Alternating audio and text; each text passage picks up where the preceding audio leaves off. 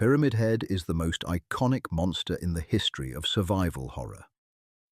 That silhouette, the angular helmet, the butcher's apron, the enormous blade dragging across the floor, is instantly recognizable to millions of players worldwide. For over 2 decades, and especially now with the 2024 remake of Silent Hill 2, this creature has stood as the gold standard of psychological terror in gaming. Most people think of Pyramid Head as a manifestation of guilt, a psychological projection of the protagonist's deepest shame. And that is true, but it is only half the story, because Pyramid Head was not invented from nothing. His creator, the artist Masahiro Ito, reached into something much older, something that had been haunting Japanese culture for centuries before a single line of code was ever written. Behind the iron helmet and the blood-stained apron lies a lineage that stretches back to the masked executioners of feudal Japan, to the ancient Shinto concept of spiritual corruption, and to the vengeful ghosts that have stalked Japanese folklore for over 1,000 years. This is the real origin of Pyramid Head, and it is far older and far more disturbing than the game ever told you. When Masahiro Ito sat down to design the creatures of Silent Hill 2, he was not trying to create jump scares. He was trying to design anxiety. Every monster in that game was built to make the player feel something specific: vulnerability, disgust, shame, dread. They were not enemies to be defeated. They were emotions given physical form.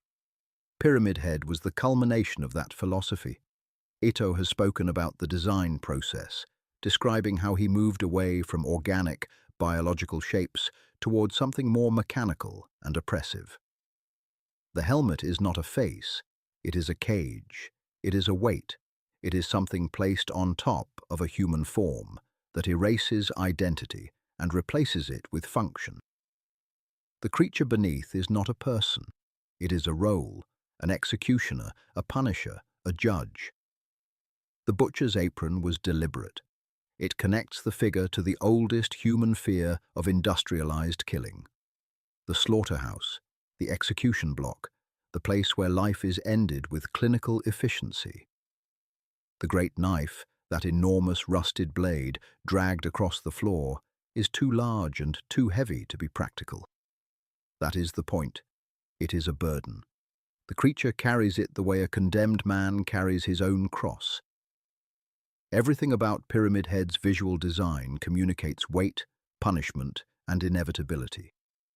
But where did these ideas come from? To answer that, we need to leave the fog of Silent Hill and step into the history of Japan. During the Edo period, roughly 1603 to 1868, Japan operated under a rigid social hierarchy. At the very bottom of this hierarchy, beneath the merchants, beneath the farmers, beneath everyone considered part of civilized society, existed a class of people called the burakumin. These were the people who performed the tasks that Japanese society considered spiritually polluting: butchering animals, tanning leather, handling the dead, and executing criminals. The executioners of the Edo period were simultaneously essential and invisible. Society demanded that criminals be put to death. Society also demanded that the people who carried out those deaths be erased from public life. Executioners often wore masks or hoods that covered their faces entirely. They were not permitted to live among ordinary citizens. Their neighborhoods were separated. Their identities were, as much as possible, eliminated. They were faceless by design.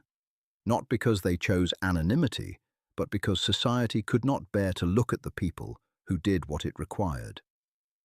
The mask was not protection, it was shame imposed from outside. And the executioner carried that shame with them every day, long after the blade had been cleaned and put away. The parallels to Pyramid Head are striking: a faceless figure defined entirely by his function. A being that exists to carry out violence that someone else has ordained. The helmet is not his face, it is his sentence. He did not choose it. It was placed on him, and he can't remove it. Masahiro Ito was raised in a culture where this history, though rarely spoken about, permeates the national subconscious. The faceless executioner is not just a character in Japanese history. It is an archetype, a shape that recurs in art, in theatre, in folklore. And it found its way into Silent Hill through centuries of cultural memory. To understand why Pyramid Head resonates so deeply with Japanese audiences, and, unconsciously, with audiences everywhere, you need to understand a concept that sits at the very heart of Shinto belief. It is called Kegare. Kegare is often translated as impurity or pollution, but those English words do not fully capture it. Kegare is spiritual contamination. It is the stain left on a person, a place, or an object by contact with death, illness, blood, or profound moral failure. It is not a metaphor. In Shinto thought, Kegare is as real and as dangerous as a disease. It accumulates, it spreads, and if it is not cleansed through ritual purification, it corrupts everything it touches. The fog of Silent Hill is Kegare made visible. The entire town functions as a space so saturated with spiritual pollution that reality itself has broken down. The rust, the decay, the impossible architecture, the creatures that emerge from the walls, all of it is the physical manifestation of accumulated corruption. The town is not haunted in the Western sense. It is polluted in the Shinto sense. And Pyramid Head, within this framework, is not simply a monster. He is the response to that pollution. In Shinto practice, when Kegare becomes too great, it must be cut away. Rituals of purification involve water, fire, salt, and the physical removal of the contaminated object. Pyramid Head is the blade that cuts. He is not random violence. He is ritualistic violence, the kind that exists to purge corruption from a contaminated space.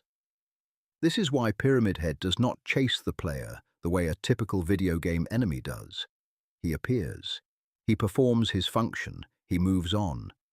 His violence is not frantic. It is ceremonial, methodical, choreographed, like a priest performing a rite that must be carried out in the correct order, regardless of who is watching. Japanese folklore has one of the richest and most terrifying traditions of vengeful spirits in the world. Among the most powerful are the goryo, the spirits of the aristocratic dead who return to the world of the living to seek vengeance for wrongs committed against them. The goryo tradition dates back to the Heian period, over 1,000 years ago. These were not ordinary ghosts. They were high-ranking individuals, nobles, officials, scholars, who had been wronged, betrayed, exiled, or murdered. Their rage was so powerful that it transcended death. They returned not as faint, whispering shades, but as forces of nature. Plagues, earthquakes, storms, and famines were attributed to the fury of goryo, whose grievances had not been addressed. The most important characteristic of a goryo, for our purposes, is this. They are tethered. They do not wander aimlessly. They are bound to the person or the place that wronged them. They will not leave until the debt is paid, until the guilt is acknowledged, until the wrong is made right. Pyramid Head behaves exactly like a goryo. He is tethered to James Sunderland.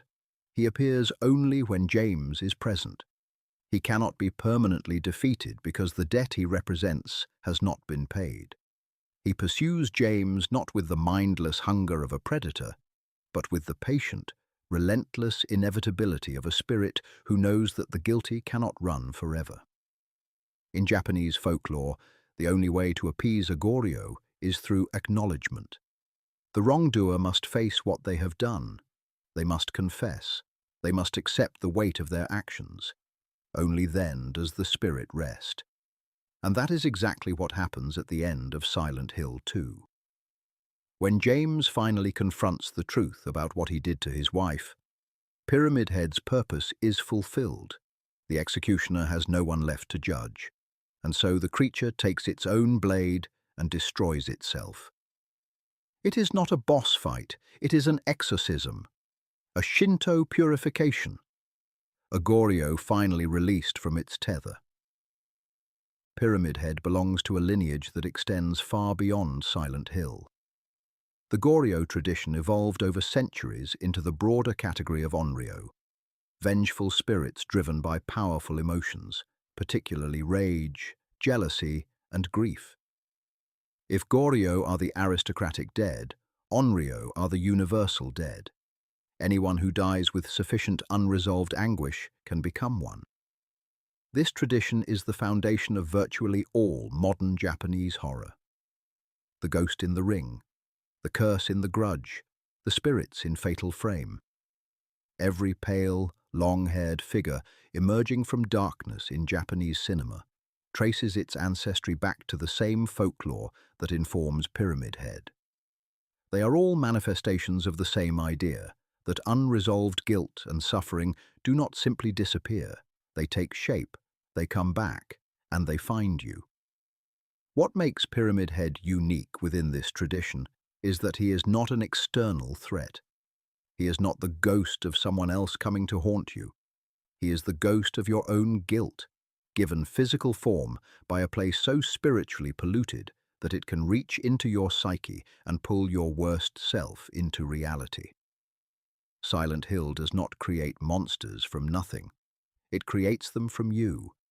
And in doing so, it transforms the ancient Japanese fear of being haunted by the dead into the modern psychological fear of being haunted by yourself. When the Silent Hill 2 remake launched in 2024, it introduced Pyramid Head to an entirely new generation of players. The creature was rebuilt from the ground up with modern technology, but the design philosophy remained the same. The angular helmet, the impossible weight, the ritualistic violence, the unshakable feeling that this thing is not chasing you, it is waiting for you to stop running. The remake's success confirmed something that the original had proven 2 decades earlier. Pyramid Head is not a creature that ages. He is not tied to polygon counts or rendering technology. He is tied to something permanent in the human psyche. The fear that the things we have done wrong are not behind us, but ahead of us, standing in the fog, waiting. And now you know why. His roots are not in a modern design studio. They are in the execution grounds of Edo period Japan, where masked men carried out society's violence and bore its shame. They are in the Shinto shrines, where priests performed rituals to cleanse the spiritual stain of death. They are in 1,000 years of folklore about spirits who will not rest until the guilty have confessed. Pyramid Head endures because he is not just a video game monster. He is the latest incarnation of an idea that has haunted Japan, and by extension, all of us, for centuries. The idea that guilt has a shape, that it carries a blade, that it walks slowly because it does not need to run. It already knows where you are. If this changed how you see Silent Hill, share this video with someone who plays the game. They deserve to know where this creature really came from. Watch our video on Lilith, the 4,000-year-old myth behind Diablo 4's greatest villain. And if there is a game, a movie, or a legend whose real mythology you want uncovered, tell us in the comments. Subscribe. We'll see you in the next tale.